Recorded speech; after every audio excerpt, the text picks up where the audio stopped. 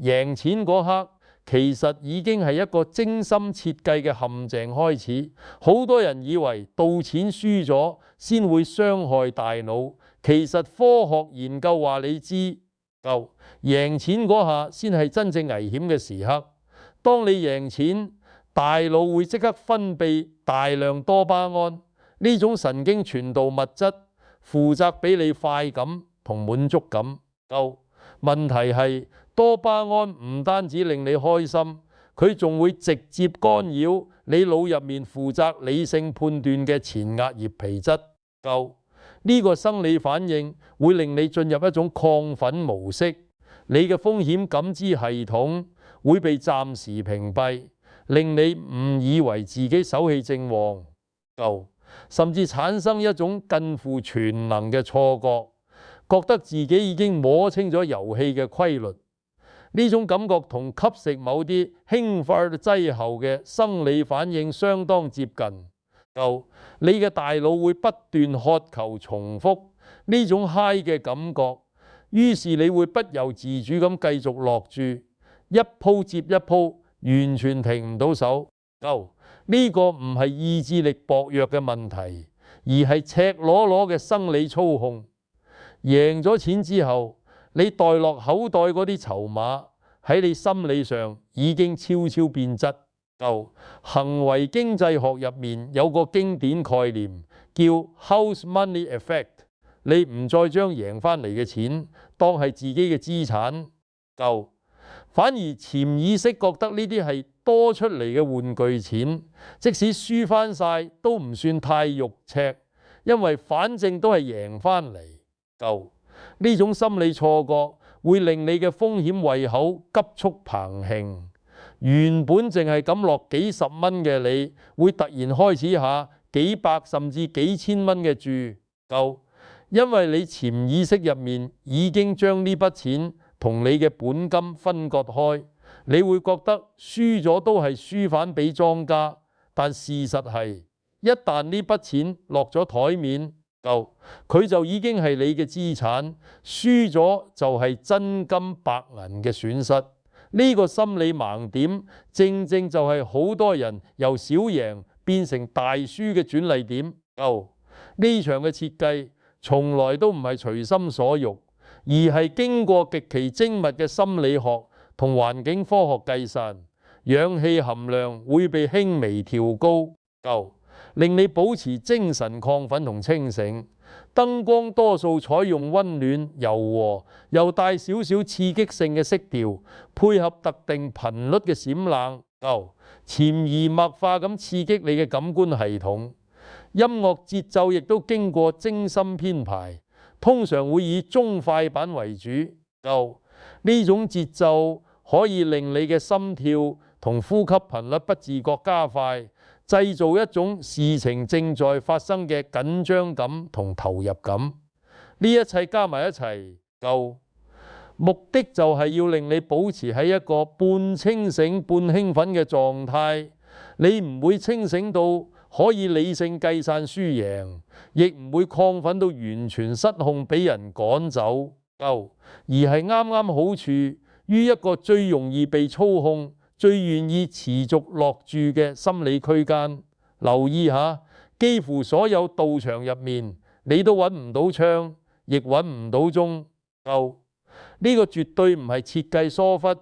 係刻意為之嘅策略。冇咗自然光同時間指標，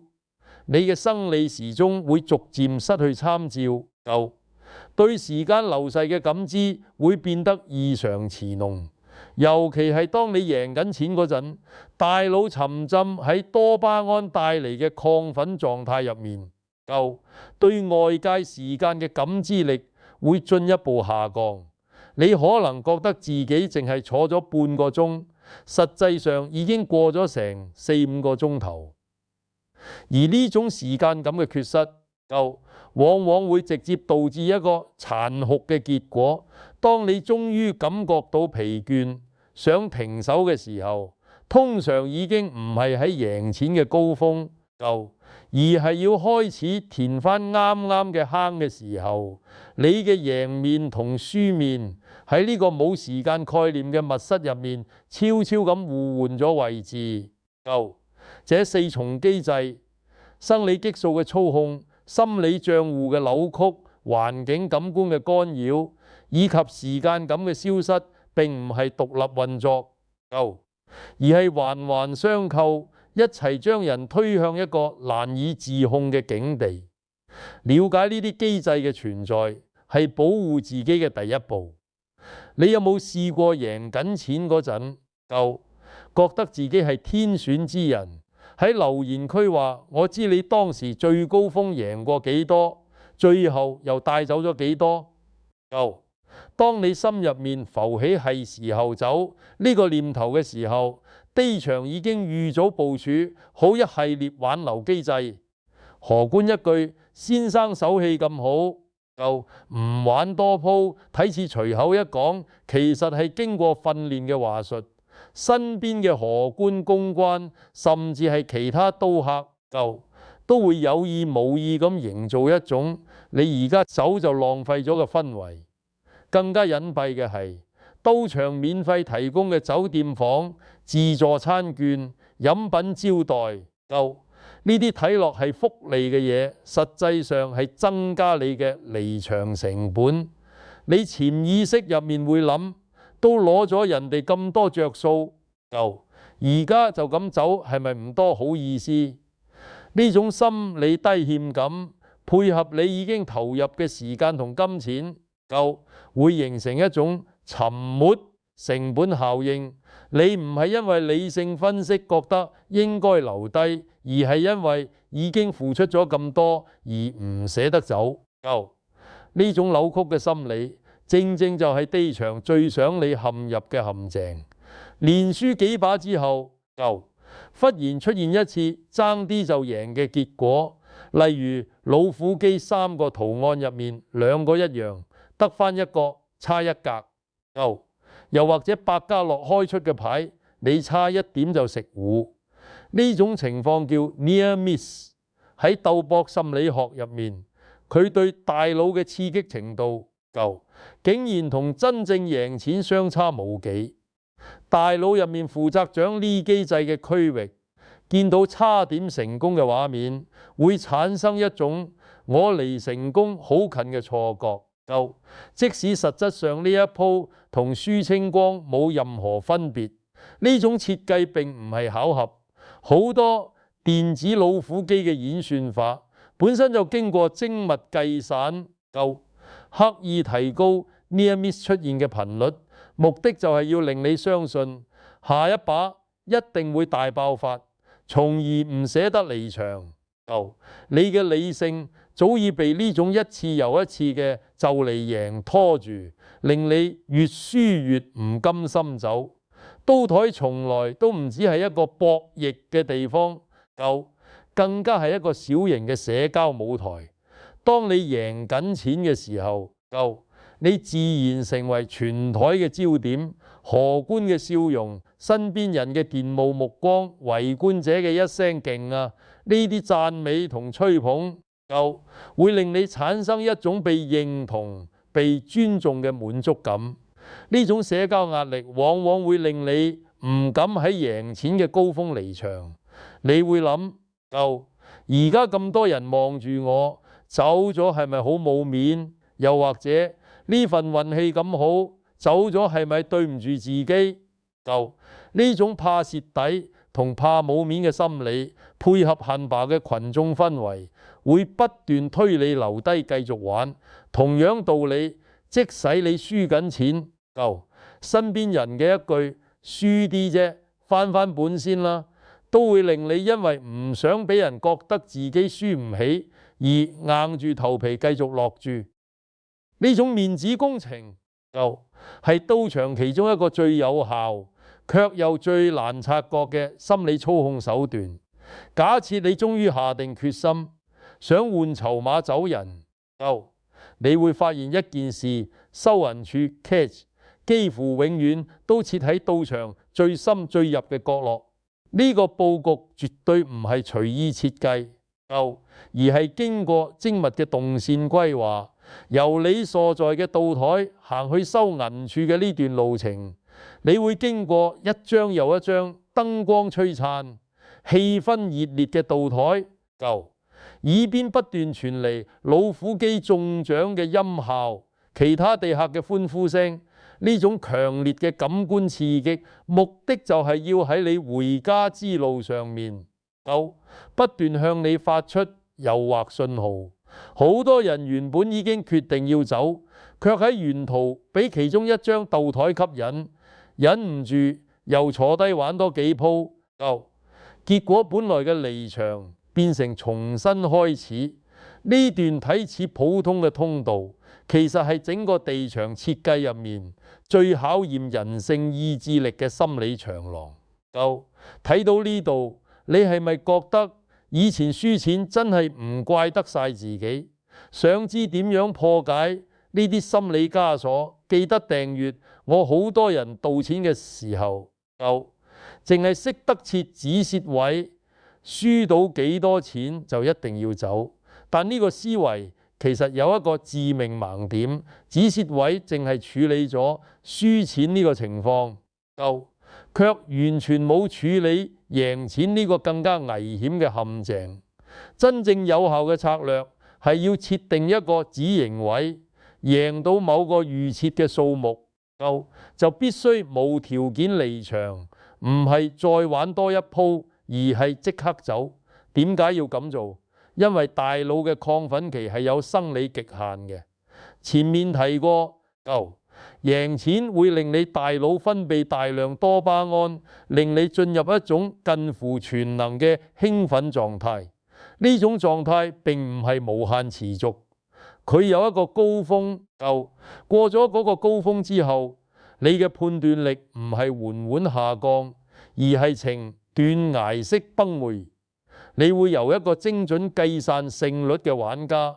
喺短短幾分鐘之內，變成一個只憑感覺落注嘅賭徒。所以止盈位嘅意義唔係限制你賺幾多錢，而係喺你嘅理性判斷力仍然完整嘅時候，強制你抽身離場。呢個數字要喺你落場之前就定好，寫低嚟，甚至可以話俾同行嘅朋友知，等佢哋幫你監察。止盈位定好之後，下一步就係要斬斷你同賭場籌碼之間嘅心理連結。呢度分享一套實操技巧，叫做本金歸位法。當你贏到預設嘅目標金額，第一件事唔係繼續玩，而係即刻將籌碼交換成現金，之後將呢筆錢分成兩部分處理。第一部分係你原本帶入場嘅本金，呢筆錢你要即刻收翻落銀包，甚至可以直接存翻入銀行戶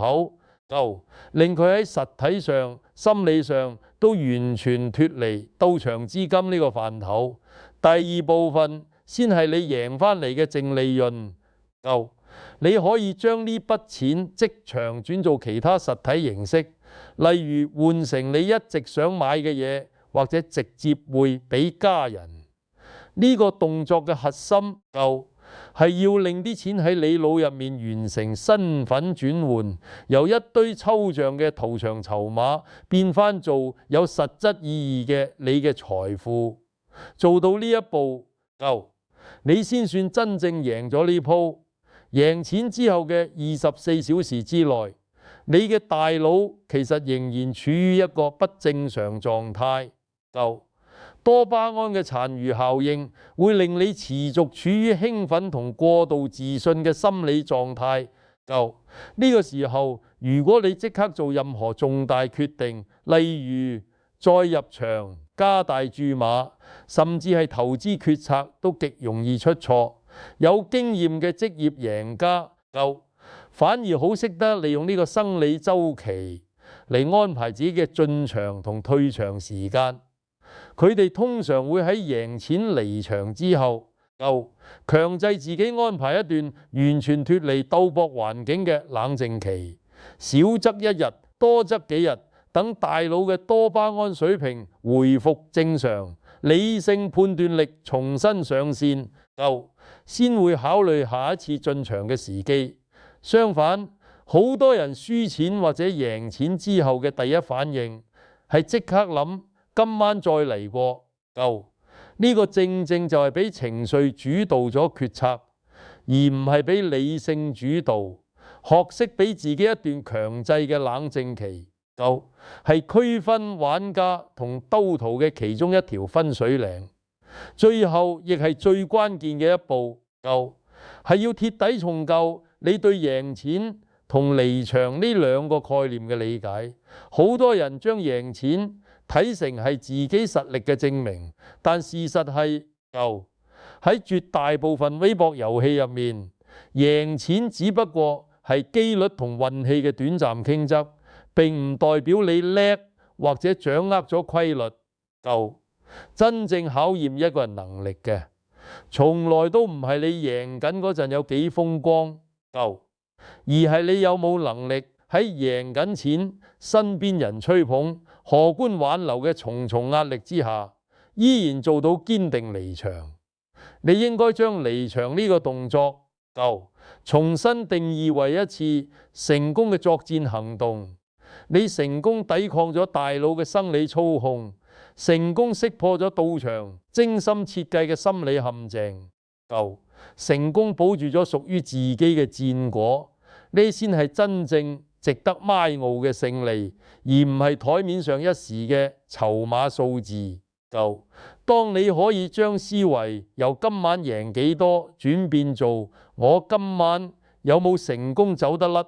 你先算真正踏出咗擺脫呢場心理操控嘅第一步。